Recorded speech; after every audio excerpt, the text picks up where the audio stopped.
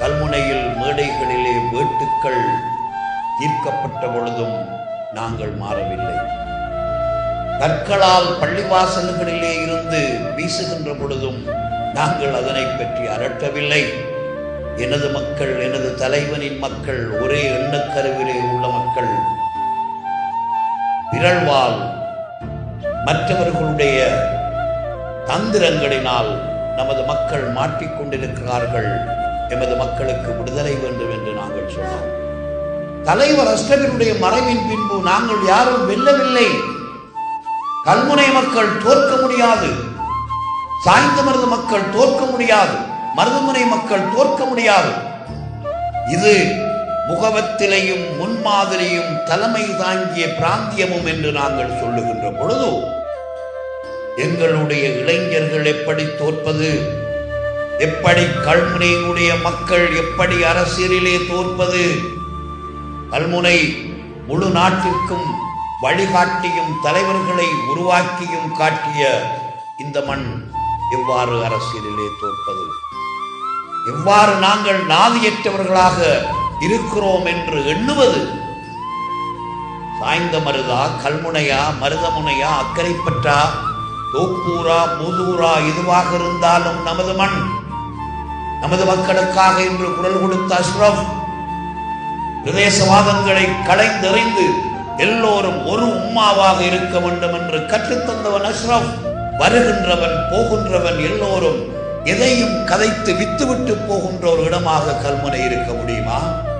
தலைமை நமக்காக உருவாக்கி அந்த பேரை மாத்திரம் வைத்துக் கொண்டு பாட்டை போட்டால் வாக்கு போடுவார்கள் என்கின்ற குக்கிராமங்களில் கூட இல்லாதவாறு நம்மை பார்க்கின்ற அளவிற்கு நமது நிலைமை மாறி போய்விட்டது. உடன்பிறப்புகளே, நமது கண்முன்னே நமது மக்களினுடைய பிரச்சனைகளை தீர்த்து கொடுக்கக்கூடிய வல்லமையும் அரசியல் அதிகாரமும் கத்தியும் அகப்பையும் அமைச்சும் என்று நம்மிடம் இருக்கின்ற பொழுது நமது மக்களுக்கு அவற்றை செய்து முடிக்க விடாமல் தடுத்ததனுடைய ஹுக்கும்கள் எத்தனை ஆண்டுகள் நாங்கள் இந்த விடயத்தை பற்றி சிந்திக்க வேண்டும். அதாவுல்லா எவ்வாறானவன் தெரியுமா? அதாவுல்லா காரியம் சாதிக்க வேண்டும் என்பதிலே கவனமாக இருந்தது தலைவர் அஷ்ரமிடம் நாங்கள் கற்றுக்கொண்டது.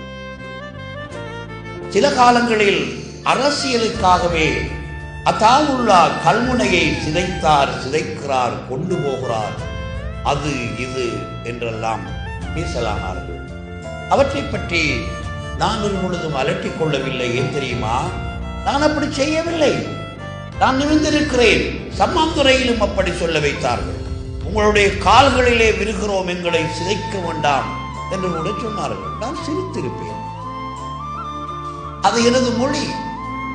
அவர்கள் பேசுகிறார்கள் என்பதற்காக நானும் உடனடியாக மைக்கை எடுத்து இதோ வந்து விட்டேன் என்று விடை கொடுக்கின்ற ஒரு முட்டாளாக என்னை பார்க்க முடியாது.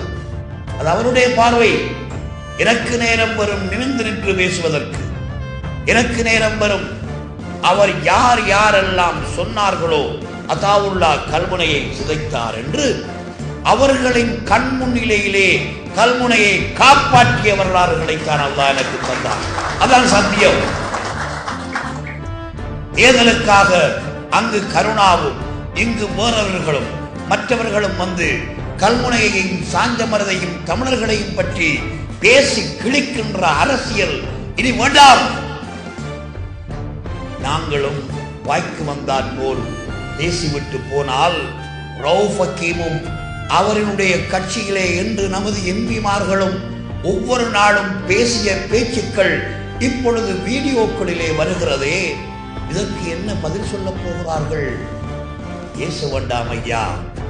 நீங்கள் இந்த பெண்ணாம்பரிய கல்முனை மண்ணுக்கு தலைவர் அஷ்டம் அவர்கள் மரணித்த காலம் இருந்து உங்களுக்கு போட்ட வாக்குகளுக்கு இது வெறுமனே துபாயாக அல்ல, இது தனி கல்முனையாக, கல்முனை என்றால் இதுதான் என்கின்ற அளவிற்கு இதனை அபிவிருத்தி செய்திருக்க முடியும். எண்ணம் இருக்கிறதா? கல்முனை நகரத்தை எவ்வாறு அபிவிருத்தி செய்ய முடியும் என்று எண்ணி இருப்பீர்களா? எத்தனையோ ஆண்டுகளுக்கு முன்பு பாதை போட கடற்கரை பள்ளி பாதை மூட வருகின்ற பொழுது கல்லறிந்தார்கள். எத்தனை ஆண்டுகள், எத்தனை ஆண்டு டாக்டர், எத்தனையோ ஆண்டுகள். இப்பொழுதும் சில படங்களை இப்பொழுது காட்டுகின்ற பொழுது அந்த பஸ் நிலையத்திலே கிடக்கின்ற தண்ணியை பார்க்கின்ற பொழுது கவலையாக இருக்கிறது, சந்தையை பார்க்கின்ற பொழுது கவலையாக இருக்கிறது. இங்கு மாத்திரமல்ல, நமது எல்லா பிராந்தியங்களிலும். ஆகவே உடன்பிறப்புகளே, அதாவுல்லாவை உரசி பார்ப்பதற்கு கல்முனைக்கு போதுமானது. உங்களிடத்தில் தான் ஆக கூடுதலான உரைகள் இருக்கிறது. நீங்கள் தங்கத்திலே மிகவும் நல்ல வியாபாரிகளாக இந்த மண்ணிலே இருக்கின்றவர்கள்.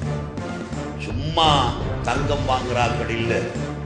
எப்படி உரசி பேர் இந்த அதாவுல்லாவை எப்படி எத்தனை காலம் நீங்கள் உரசி இருக்கிறீர்கள்? விடை, அதாவுல்லா நம்பவன். அம்பாறை கச்சேரியிலே என்னை கட்டிப்பிடித்த நமது தலைவன் அக்கறை பற்று மக்களுக்கு எனது தோலை உரித்து செருப்பாக தைத்துக் கொடுப்பேன் என்று சொன்னான். என்ன உறவு, எப்படியான நம்பிக்கை! பிரதேசவாதங்களை இல்லாமல் போக்கியவர் அஷ்ரப். ஆனால் ஹக்கீம் அவர்கள் வந்து பிரதேசவாதத்தை தூண்ட வைத்தார். அதனுடைய ஒரு வெளிப்பாடாகவும் நமது சாய்ந்த மருது கல்முனை குடியினுடைய இன்றைய நிலை தோற்றுவிக்கப்பட்டிருக்கலாம் என்று நான் எண்ணுகின்றேன். ஒவ்வொரு தேர்தல் காலங்களிலும் நமது தீர்த்தக்கரை போன்று ஆடிவிட்டு போய்விடுவார்கள். நம்மவர்கள் பாவம் அரைந்து திரிவார்கள். உங்களால் புறக்கொடியா புலிக்கொடியா என்ற கோஷங்களை ஏற்ற முடியும், கயறெறிக்க வைக்க முடியும், மக்களை வீதியிலே நீங்கள் நிப்பாட்ட முடியும். தலைவர் என்பவன் மக்களை வீதியிலே நிப்பாட்டுகின்றவன் அல்ல. தலைவர் என்பவன் தீர்வை செய்து கொடுப்பவன் தான் தலைவர். எல்லோரும் தெளிவாக தெரிந்தொரு விடயம்தான், பொதுவிலே முஸ்லிம் காங்கிரசாரின் ஒன்றுமே ஆகாது என்பதை விடவும் தலைவர் அவர்கள் தற்காலிகமாக நிறுத்தி வைத்து விட்டு அவர் சென்ற அந்த கட்சிக்கு தலைமை தாங்குகின்ற தலைவராலும் ஒன்றும் முடியாது. அசித்த பிரேராவிற்கு பாராளுமன்ற உறுப்புரிமையை கொடுப்பதற்கு கட்சி தீர்மானிப்பதற்கு முன்பு கல்முனையின் காரியாலயத்தை அதாவுல்லாவிற்காக உடைத்த போராளிகள் இங்கே இருக்கிறீர்கள். அதாவுல்லாவிற்கு தான் கொடுக்க வேண்டும் என்று எவ்வளவு நெருக்கம், எவ்வளவு நம்பிக்கை, எப்படி உறவு! அப்படியெல்லாம் நாங்கள் இருந்த கட்சி இப்பொழுது இல்லை. தம்பி ஹரீஸ், உன்னாலும் ஹக்கீமாலும் இந்த சமூகத்தை கட்டி இழுக்க முடியுமா?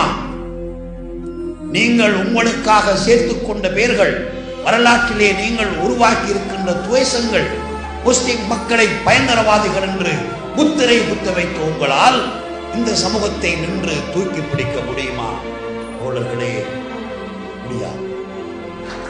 என்னில் நம்பிக்கை இல்லாது போயிருந்தால் ரிஷாடில் நம்பிக்கை வைத்து அல்லது அரீஸில் நம்பிக்கை வைத்து ஹக்கீமை உங்களால் விசுவாசிக்க முடியுமாக இருந்தால், அவர்களை விசுவாசிக்கக்கூடியவர்களாக இருந்து 20 ஆண்டுகள் பிள்ளையாக வாக்கு போட்டு நமது மக்களை பிள்ளையாக வழிநடத்துவதற்கு உதவி இருக்கலாம் என்றால், எப்பொழுதோ கல்முனைக்கு தலைமை தாங்கக்கூடிய ஒருவனை நாங்கள் நிறுத்தி இருக்கிறோம்.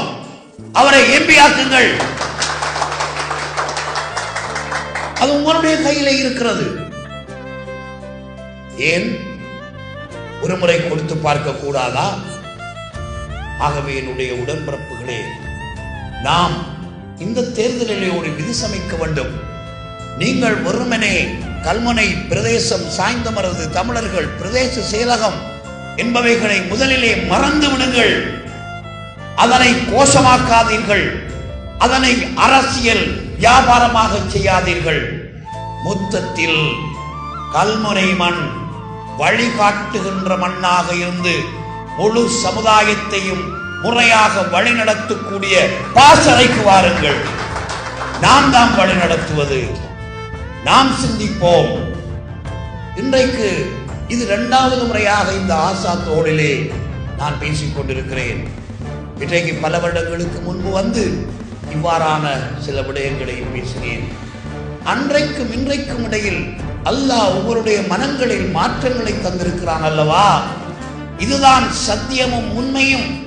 இந்த மாற்றம் முழு கல்முனை மாத்திரம் அல்ல, முழு கிழக்கு மாகாணத்திற்கும் இந்த மாற்றம் நடைபெற்றுக் கொண்டிருக்கின்றது என்பதனை நான் உங்களுக்கு சொல்லிக்கொள்ள விரும்புகிறேன்.